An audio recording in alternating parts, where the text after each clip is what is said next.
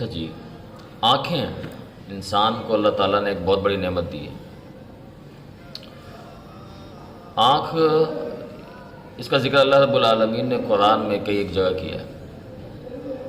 سورۃ البلد میں اللہ رب العالمین نے فرمایا الم نجعل لہ عینین ولسانا وشفتین، ہم نے انسان کو دو آنکھیں دی ہیں اور ایک زبان دی ہے۔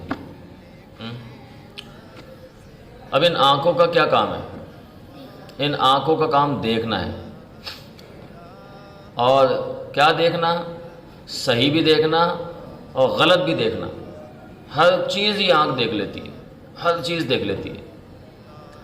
جو نہیں دیکھنے والی چیزیں وہ بھی دیکھتی ہے، جو دیکھنے والی چیزیں وہ بھی دیکھتی ہے۔ ان آنکھوں سے کائنات کا مشاہدہ کرتی ہے۔ اللہ رب العالمین نے اس کو، انسان کو جو آنکھیں دی تھیں، اس کی سب سے